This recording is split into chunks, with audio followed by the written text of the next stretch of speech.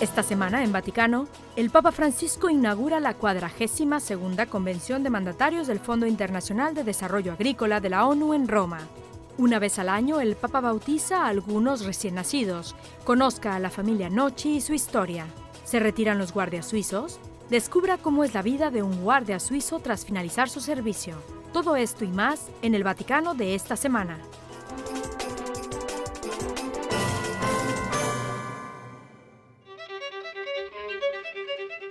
Más de 20 millones de personas en el mundo se enfrentan a la inanición. La Santa Sede siempre ha estado comprometida con la lucha contra el hambre en el mundo y es por eso que el Papa Francisco ha visitado por tercera vez la agencia de la ONU con sede en Roma, que se ocupa de la agricultura, la alimentación y el empoderamiento de las sociedades rurales. Durante su discurso de la ceremonia de apertura de la 42ª reunión de los gobernantes del Fondo Internacional de Desarrollo Agrícola en Roma, el Santo Padre alentó a la comunidad internacional a cumplir con sus responsabilidades con las personas que viven en situación de precariedad.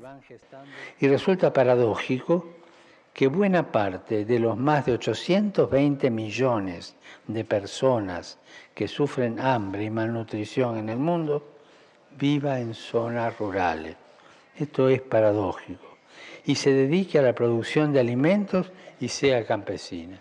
El Papa Francisco señaló que hay esperanza en ganar la batalla contra el hambre y la pobreza, pero que una derrota aplastante se producirá si el problema se toma en serio. Al final de su intervención, el Santo Padre centró la atención sobre el tema de la reunión de este año, innovaciones e iniciativas empresariales del mundo rural, y subrayó la gran importancia del uso de la tecnología al servicio de las personas necesitadas. Es necesario fomentar una ciencia con conciencia y poner la tecnología realmente al servicio de los pobres. El Fondo Internacional de Desarrollo Agrícola es la agencia de las Naciones Unidas que trabaja para erradicar la pobreza y el hambre en áreas remotas de los países en desarrollo. La Santa Sede tiene la misión de observadora permanente ante las Naciones Unidas desde abril de 1964. Después de su discurso, el Papa Francisco se reunió con un grupo de representantes de los pueblos indígenas que estaban en Roma para el 4º Encuentro Mundial del Foro de los Pueblos Indígenas. Al dirigirse al grupo, el Papa dijo que los pueblos indígenas, con su abundancia de lenguas, culturas, tradiciones, conocimientos y métodos ancestrales, nos recuerdan que el hombre no es el dueño de la naturaleza, sino solo el administrador, que hay que cuidarla con mimo y que los pueblos indígenas saben cómo vivir bien en armonía con la tierra. Este año la Iglesia presta especial atención a la pastoral de los pueblos indígenas y a sus necesidades, porque el Sínodo de los Obispos de este año se ha dedicado a la región panamazónica. En el encuentro con los miembros de la Congregación para el Culto Divina y la Disciplina de los Sacramentos, el Papa Francisco señaló que la liturgia no puede reducirse a una cuestión de gusto ni convertirse en objeto de polarización ideológica, porque es un medio primario para que las personas se encuentren con el Señor. Cuando consideramos las tendencias nostálgicas del pasado o queremos imponerlas de nuevo, existe el riesgo de poner la parte antes que el todo, el yo antes que el pueblo de Dios, lo abstracto antes que lo concreto, la ideología antes que la comunión y, fundamentalmente, lo mundano antes que lo espiritual. La congregación celebró su asamblea plenaria del 12 al 15 de febrero en Roma, bajo el lema Formación litúrgica del pueblo de Dios. El Papa Francisco se reunió en privado con Brad Smith, presidente de Microsoft, en la tarde del 13 de febrero, antes de la sesión plenaria de la Academia Pontificia para la Vida sobre el tema de la roboética. El presidente de Microsoft, Brad Smith, reconoció que en este momento crítico en el que la gente crea tecnologías, hay necesidad de valores cristianos.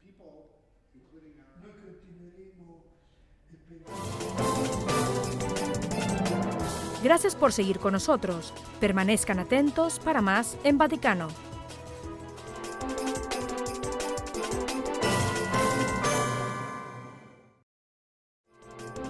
Bienvenidos de nuevo. Están ustedes viendo Vaticano. A principios de este año, la misión permanente de la Santa Sede ante las Naciones Unidas en Ginebra y las diócesis católicas de Lausanne, Ginebra y Friburgo fueron invitadas a un servicio interreligioso. Dicho servicio se basó en el mensaje del Papa Francisco con ocasión de la Jornada Mundial de la Paz: la buena política está al servicio de la paz.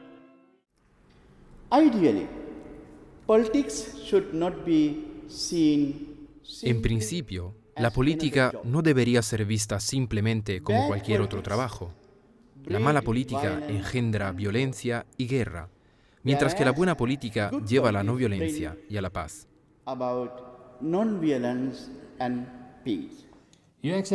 Su Excelencia, parece que en el mundo de hoy hay más política al servicio de la guerra y de las rivalidades entre naciones que por la paz. ¿Cuál es su opinión al respecto? Eso se ha convertido en una convicción de la gente, no solo de los políticos. Esto quiere decir que es la sociedad la que ha cambiado. Por eso, las organizaciones internacionales, con sus ideas, y yo diría que también la Santa Sede, la Iglesia Católica, con nuestra vocación, tenemos que participar en este diálogo de modo activo y buscar nuevas soluciones.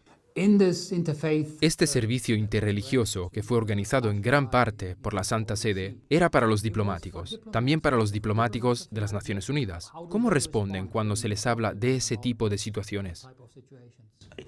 Creo que lo que esperan que hagamos es algo similar a lo que ya hacemos. No suena a la típica excusa que suelen repetir: bueno, ya sabes, no lo queremos, pero lo permitimos. Yo diría que sí, incluso diría más que eso. Es algo que te esperas. Yo diría que ellos saben que la vida es diferente, pero al menos contamos con nuestro enfoque, que ha sido bien acogido, un enfoque que fue aceptado. Y creo que lo que hacemos es, en cierto sentido, algo que probablemente solo nosotros podríamos hacer. En su opinión, ¿hace la Iglesia Católica lo suficiente para formar a la gente sobre otras religiones? Creo que eso, en concreto, solo se ha empezado a hacer durante los últimos 50 o 100 años, en los que vemos que tenemos que adoptar una postura diferente, ya que los tiempos han cambiado y con ellos el mundo y la sociedad. Debemos aceptar a todos como hermanos y mantener un diálogo con todos ellos. El diálogo interreligioso está en el corazón del Papa Francisco, algo que recientemente ha tenido lugar en los Emiratos Árabes Unidos, donde se ha podido desarrollar un diálogo interreligioso con los musulmanes.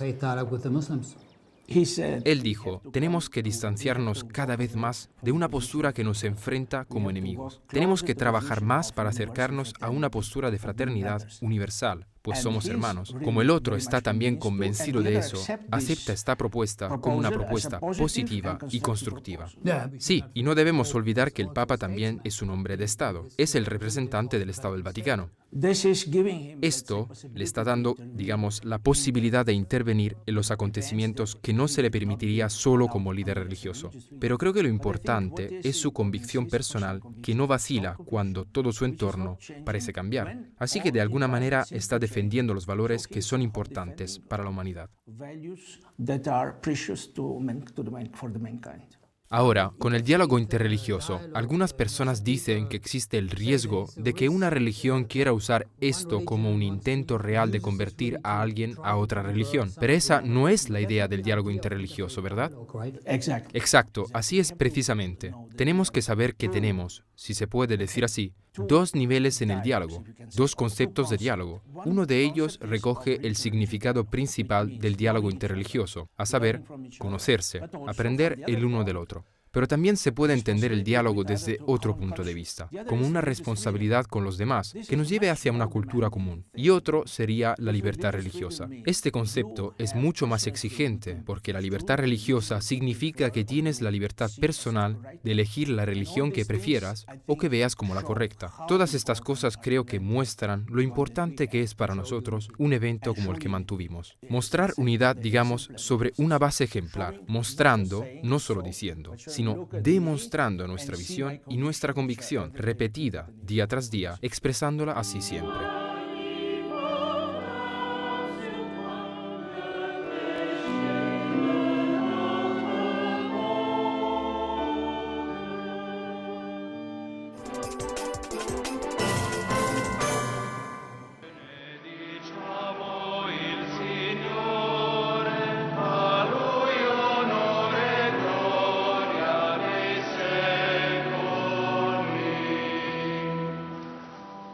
La Capilla Sixtina del Vaticano se transforma una vez al año en un baptisterio.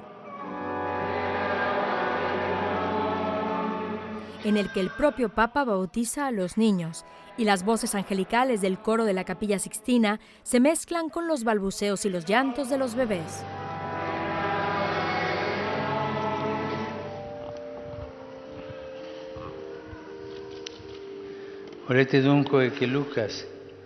Este año el Santo Padre bautizó a 15 niñas y 12 niños. Lucas Nochilancho fue uno de ellos. Sí, lo vogliamo.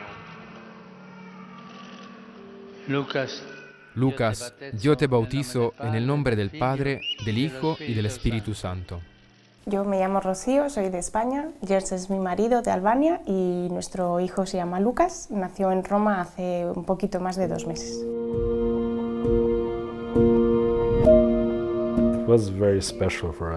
Fue muy especial para nosotros porque Lucas ha sido uno de los 27 niños que han sido bautizados por el Papa Francisco. Nuestra familia ha estado muy bien representada, pues contamos con familiares de Albania, de Grecia, de España, de Inglaterra. Todos ellos vinieron a participar en este gran gozo que para nosotros es el bautismo de nuestro hijo.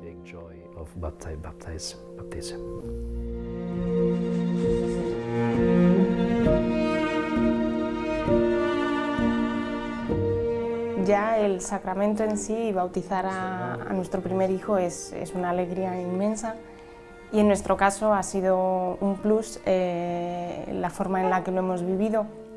El hecho de que fuera el Papa Francisco el que bautizó al niño para nosotros era muy importante porque nosotros nos conocimos gracias al viaje del Papa Francisco en Albania. De ahí se desencadenaron una serie de acontecimientos que permitieron que nosotros nos conociéramos. Entonces, para nosotros que el Papa haya sido el que bautice a nuestro hijo ha sido muy importante.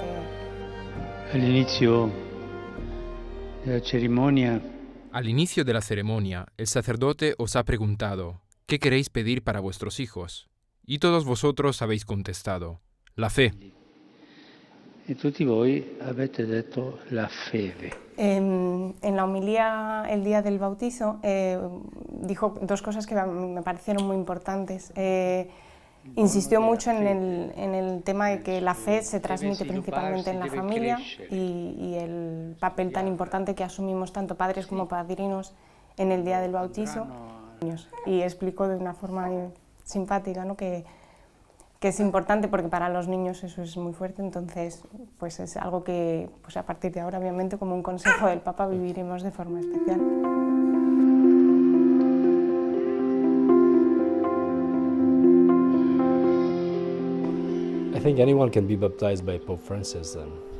Creo que cualquiera puede ser bautizado por el Papa Francisco, pero para los empleados del Vaticano es mucho más fácil, ya que trabajan allí mismo. La historia comenzó con San Juan Pablo II en 1989. Aquel año el Papa Juan Pablo II bautizó a un solo niño. No lo hizo en la Capilla Sixtina, sino en la Capilla Paulina. Era hijo del príncipe Orsini. Tiempo después, esta costumbre fue retomada por el Papa Benedicto, como ahora ha hecho el Papa Francisco. This tradition was taken by Pope Benedict and then now by Pope Francis. El bautismo de niños en el Vaticano tiene lugar todos los años en la fiesta del bautismo de Jesús, este año el 13 de enero, mientras que el Santo Padre bautiza a los adultos que se han convertido a la fe católica en la vigilia pascual. Cristo Jesús nuestro Señor. Amén.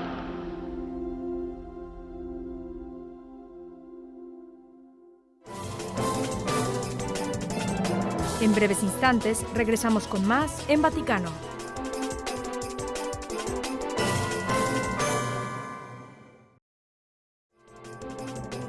Más sobre el Vaticano ahora.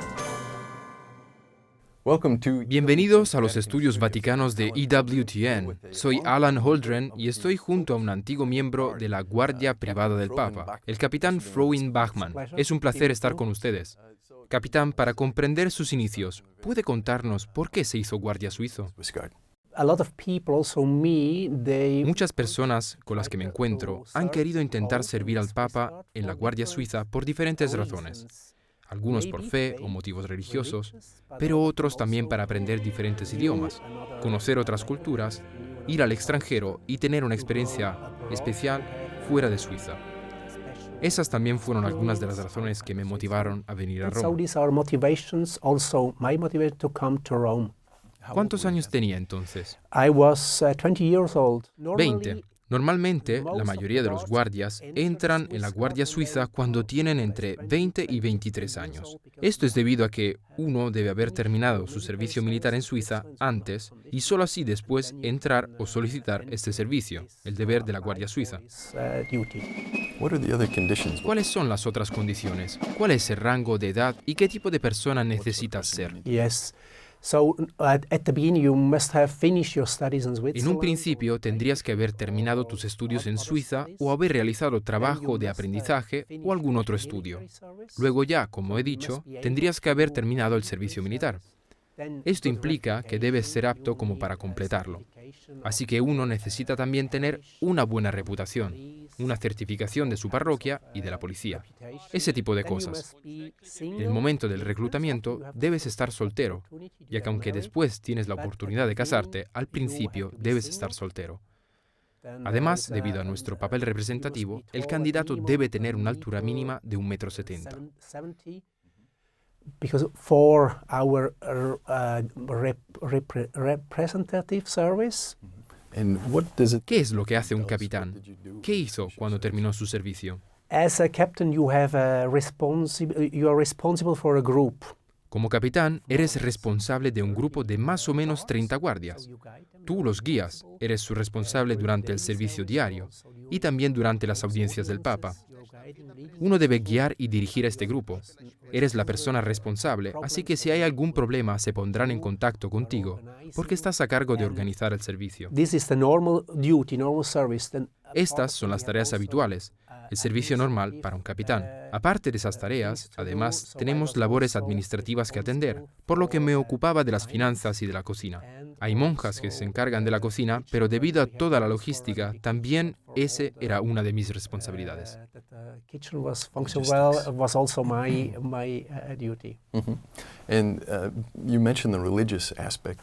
Usted mencionó antes el aspecto religioso, el aspecto espiritual, algo sobre lo que la gente puede no saber mucho dentro de la Guardia Suiza. ¿Cómo se nutren y se forman? Recuerdo que el actual comandante dijo en un momento dado, sosteniendo un rosario, esta es el arma más poderosa de un guardia suizo. ¿Qué significa?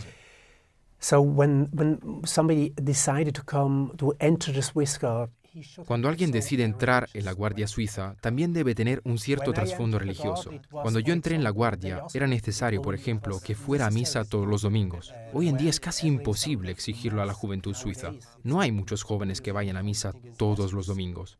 Pero es importante que tengan un trasfondo religioso o que estén buscando a Dios en su vida religiosa, que tengan una mente abierta a la dimensión religiosa. Porque si deciden servir al Papa, también deben defenderlo no solo con las armas, sino que deben defender las cosas que el Papa dice. Esto hoy en día es quizás más difícil que defenderlo con las armas. De modo que ya de primeras debería haber una motivación religiosa. Pero durante el tiempo que pasamos en la Guardia Suiza tenemos un capellán que es responsable de los guardias. Él imparte cursos de formación, organiza clases para que cada uno, durante su ejercicio como guardia suizo, tenga la posibilidad de crecer en la fe y ver las cosas quizás mejor de lo que las has visto antes en Suiza. Y también tienes la oportunidad de vivir la Iglesia universal, no solo la Iglesia local, sino la belleza de la Iglesia universal. Eso también es una gran cosa, ¿verdad?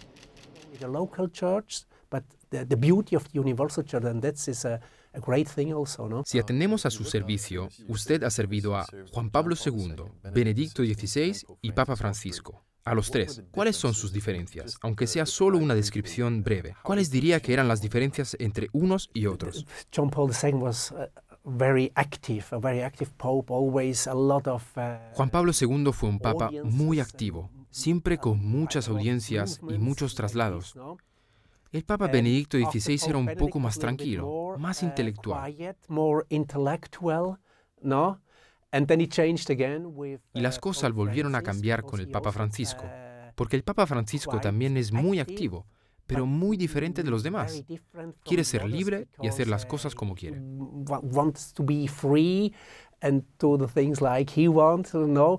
Si se considera la vida de un guardia suizo, en concreto la suya propia, ¿cuál fue el momento decisivo? ¿Cuál es el momento más significativo en la vida de un guardia suizo y en particular en su vida como guardia suizo?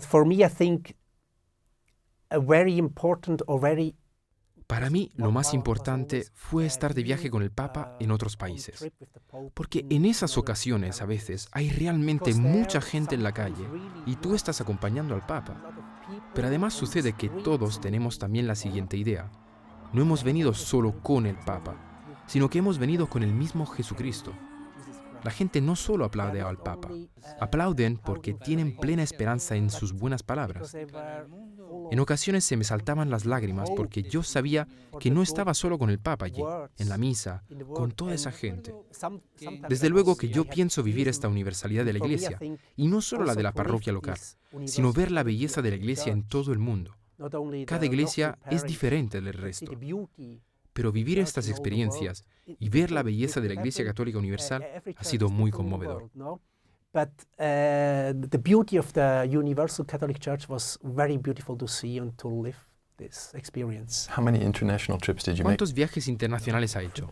15. 15, sí, más o menos 15. Wow. ¿Qué le pasa a un guardia suizo cuando termina su servicio? Me imagino que será distinto para cada uno de ellos. Sabía que después de 30 años sirviendo a la Iglesia, quería seguir haciendo algo por la Iglesia. Así que comencé una nueva actividad ofreciendo servicios a la gente, a los grupos y a las parroquias que vienen a Roma. Les ayudo a organizar bien sus viajes a la ciudad eterna. No solo los recorridos habituales por Roma, sino que especialmente ofreciéndoles la oportunidad de organizar actividades espirituales como la Santa Misa. Spiritual things connected with Rome and not only the normal program. And just a final question. Una última pregunta.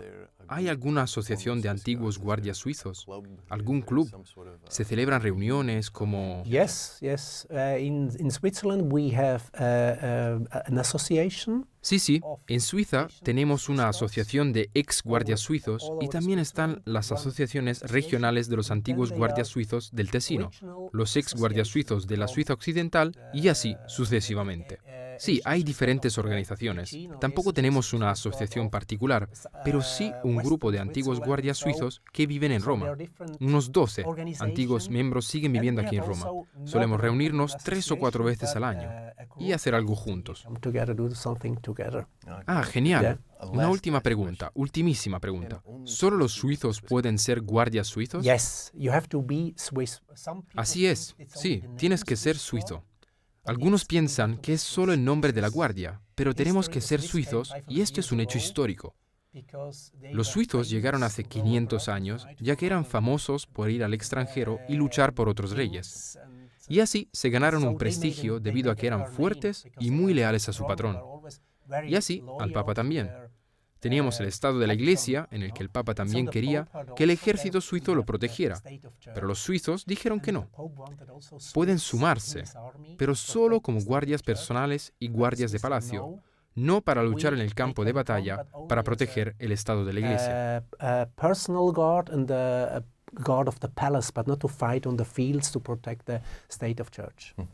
Very good. Thank you so Muy much. bien, muchas gracias. De nada.